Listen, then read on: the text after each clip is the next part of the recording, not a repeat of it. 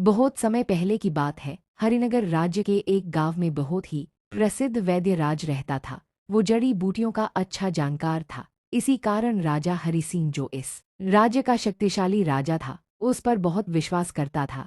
इस बार हरि सिंह एक अनोखी मुसीबत में फंस गया था। उसकी पीठ और शरीर के अन्य हिस्सों में असहनीय खुजली हो रही थी। ना दिन को चैन, ना रात में आराम। अंत में उसने वैद्य राज को बुलाया। एकांत में हरि सिंह ने गंभीर स्वर में कहा, वैद्य राज, तुम मेरे सबसे भरोसेमंद आदमी हो। मुझे एक ऐसी दवा चाहिए जो मेरी इस खुजली को खत्म कर दे। लेकिन सुनो, ये बात राज रहनी चाहिए। अगर किसी को पता चला कि हरिनगर का राजा खुजली से परेशान है, तो मेरी इज्जत मिट्टी में मिल जाएगी, समझे?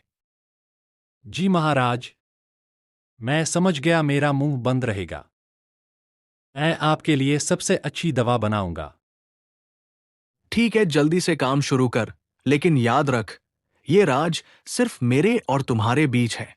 वैद्य राज ने तुरंत काम शुरू कर दिया। वो जंगल के दूरदराज इलाकों से जड़ी बूटियां जुटाता और रात में चुपचाप दवा तैयार करता। लेकिन उसे क्या पता था कि उसकी हरकतों पर किसी की नजर है। कालू, जो इस राज्य की सबसे चतुर और गपशप वाली इंसान था, कालू ने वैद्य राज को एक रात काम करते देख लिया।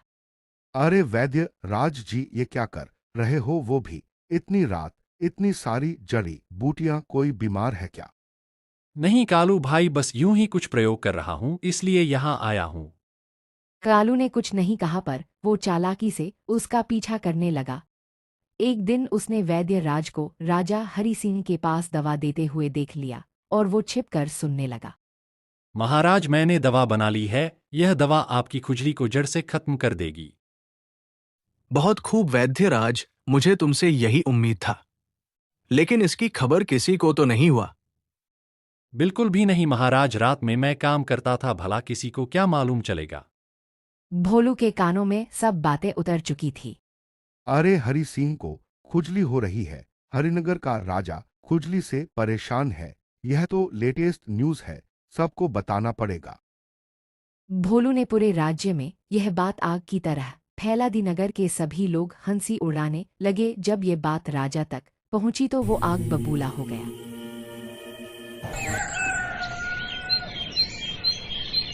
वैद्य राज, तुमने मेरा भरोसा तोड़ा। मैंने तुझे साफ कहा था कि ये राज है, फिर भी सारा नगर मेरे मजे ले रहा है।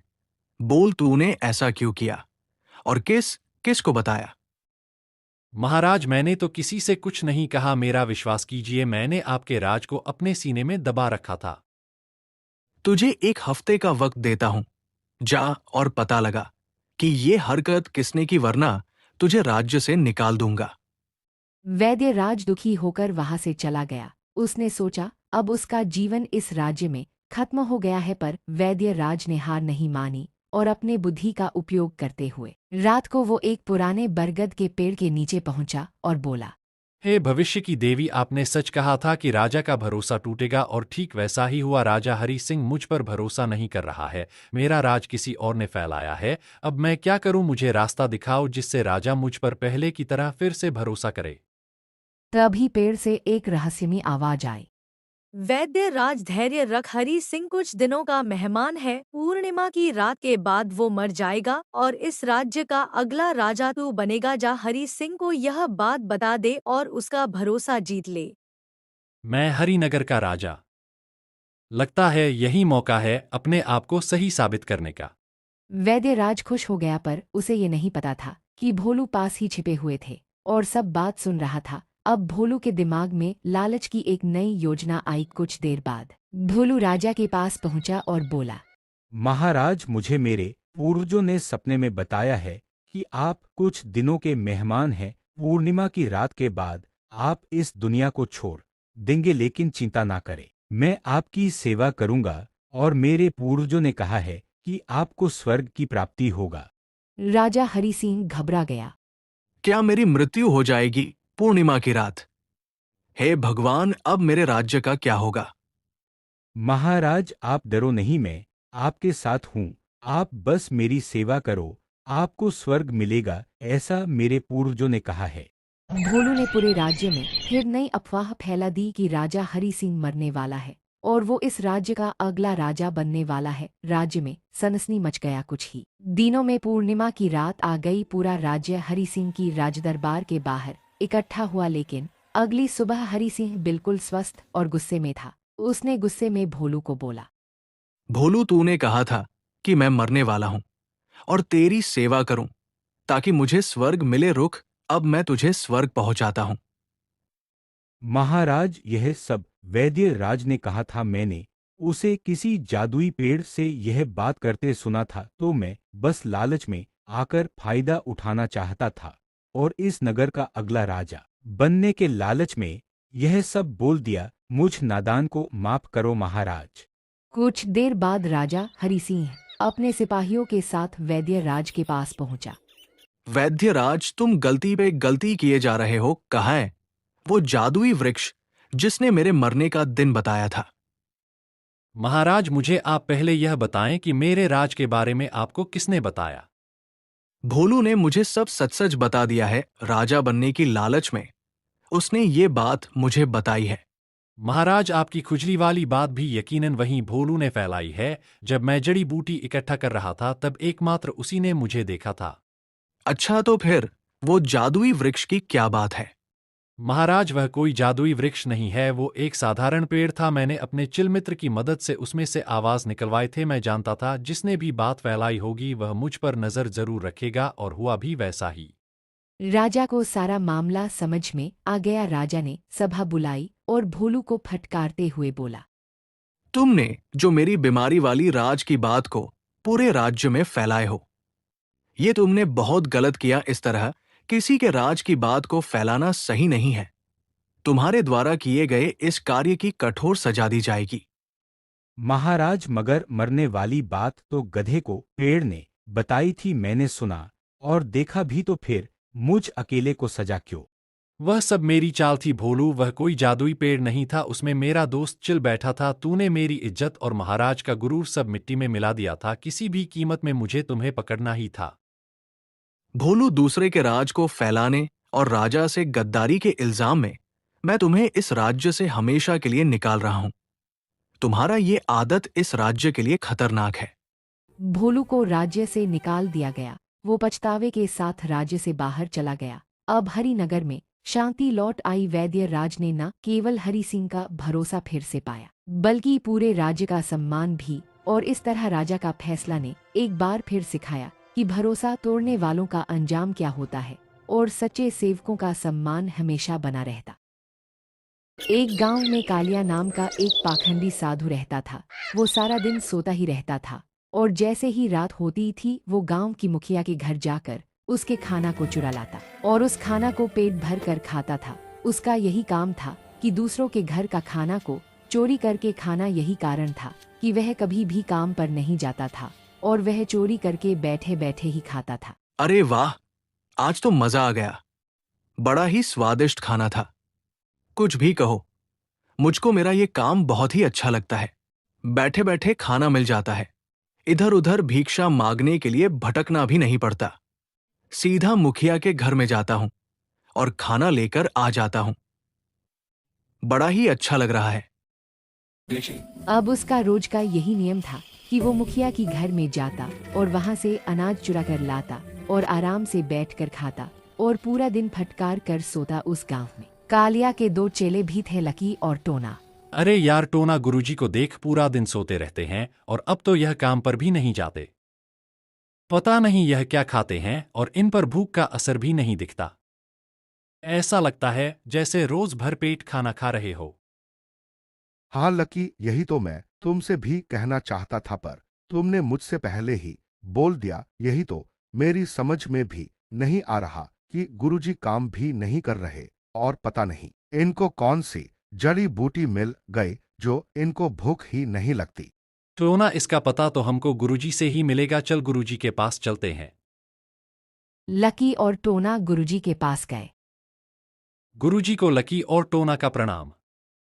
अरे टोना और लकी, तुम दोनों यहां पर क्या कर रहे हो?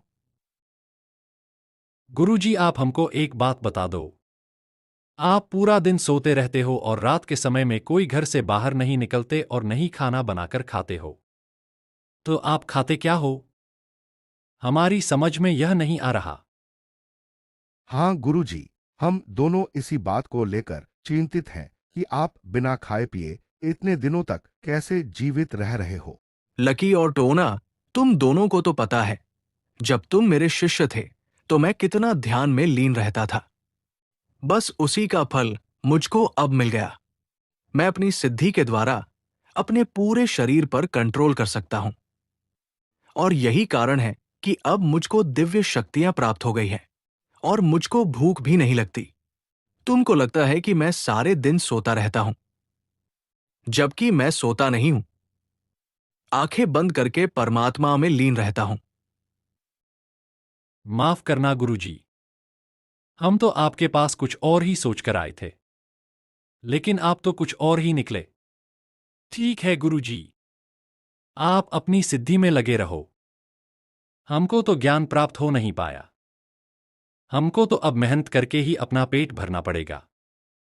ठीक है बच्चा, अब मेरा चिंतन करने का समय हो गया है। तुम जाओ और मुझको परमात्मा में लीन होने दो। लकी और टोना गुरुजी के पास से लौट आए। अरे यार टोना, तुझको गुरुजी की बातों में कितने प्रतिशत सच्चाई लगती है? हो सकता है लकी गुरुजी को ज्ञान प्राप्त हो गया हो, वैसे भी वह बरसों से तो गुरुजी बना बैठा था, क्या पता उसने यह सिद्धि प्राप्त कर ली हो। कुछ भी हो, लेकिन मुझको यह बात हजम नहीं होती कि उसको सिद्धि प्राप्त हो सकती है। तूने देखा नहीं था कि वह किस तरह से अपने शिष्यों के साथ बदतमीजी से पेश आता था? हाँ लकी, यह बात तो तू ठीक कह रहा है। उसने एक दिन मेरी गर्लफ्रेंड लोना को भी छेड़ दिया था, जब वो उसके पास शिक्षा लेने आई थी। कुछ तो गड़बड़ है, हमको देखना पड़ेगा। हाँ टोना, देखना तो पड़ेगा। क्यों ना हम उस जगह पर कुछ दिनों के लिए निगरानी रखें। फिर हमको पता चल जाएगा वह क्या खाता है और क्या पीता है, और उसको सिद्ध प्राप्त हुई भी है या नहीं। हाँ लकी, तुम बिल्कुल ठीक कहते हो। हमको कल सुबह से ही उस पर नजर गढ़ानी होगी, तभी हम उसकी सच्चाई का पता लगा पाएंगे। अच्छा हुआ, इन दोनों कमीनों को मैंने मूर्ख बनाकर भेज दिया। अगर ये मेरी सच्चाई जान जाते तो ये मुझसे पहले मुखिया के वहां से चोरी करके ले आते, या फिर मेरा भांडा ही फोड़ देते। और अब सूरज की पहली किरण के साथ लकी और टोना गुरुजी की निगरानी करने लगे। अगर आज मुखिया के घर खीर रोटी मिल जाता तो मजा ही आ जाए। बहुत दिन हो गए खीर रोटी नहीं खाया। टोना, वो देखो गुरुजी जाग गए हैं और खुद से ही बातें करने लग रहे हैं। पता नहीं क्या बातें कर रहे हैं। सुनाई तो यहां तक दे नहीं रही है। कोई बात नहीं है, सुनाई नहीं दे रही तो क्या हुआ। गुरुजी हमको दिखाई तो दे रहे हैं। जो भी कुछ बातें कर रहे होंगे उसके हिसाब से ही तो वह जाएंगे, फिर हम उनका पीछा कर लेंगे। उन्हें बातें करने दो अपने आप से। लकी और टोना को दोपहर हो गया। अरे टोना यार, देख सुबह से दोपहर हो गई। गुरुजी तो यहां से कहीं पर भी नहीं गए हैं, और वह एक बार जाकर दोबारा से सो गए। अरे लकी, तू जाने की तो छोड़ ही दे। तूने एक बात पर गौर किया है, गुरुजी तो खड़े भी नहीं हुए हैं और तू जाने की बात कर रहा है। मुझको तो लगता है गुरुजी को सच में कोई सिद्धि प्राप्त हो गई है। चल यहाँ से चलते हैं। अरे टोना, चुपचाप खड़ा रह। उसे सिद्धि प्राप्त नहीं हुई है, वह तो सोया पड़ा है। जब आदमी ध्यान में होता है तो उसका शरीर अपने बलबूते पर खड़ा होता है। पर यहां पर गुरुजी को देख, वह तो जमीन में ऐसे पड़े हैं जैसे नींद की गोली खाली हो। कुछ ना कुछ तो अवश्य है। तू रात होने का इंतजार कर। गुरुजी कुछ ना कुछ हरकत तो अवश्य करेंगे। ठीक है लकी, तू कहता है तो मैं तेरी बात मान लेता हूँ। दोनों इंतजार करते हैं और कुछ देर बाद गुरुजी खड़े होकर कहीं जाने लगा। अरे लकी, वो देख, गुरुजी तो खड़े होकर जा रहे हैं। हाँ टोना, तुमने बिल्कुल ठीक कहा। चल हम भी इनका पीछा करते हैं। टोना और लकी भी पाखंडी गुरुजी का पीछा करने लगे और अब गुरुजी मुखिया के घर में घुसा। गुरुजी मुखिया के घर में क्यों गए हैं? मेरी तो कुछ भी समझ में नहीं आ रहा। सब्र रख लकी, सब कुछ समझ में आ जाएगा। थोड़ा इंतजार कर और देख गुरुजी क्या लेकर आते हैं। लकी और टोना ने कुछ देर इंतजार किया, तभी गुरुजी अपने हाथों में खाना लेकर मुखिया के घर से निकला। वो देख गुरुजी तो खाना लेकर जा रहे हैं। हाँ, तुमने बिल्कुल ठीक कहा। वो खाना लेकर जा रहे हैं और मुझे ऐसा लगता है कि उन्होंने वो खाना मुखिया के घर से चुराया है। हम तो इसको सिद्ध गुरुजी समझ रहे थे, पर यह तो चोर निकला।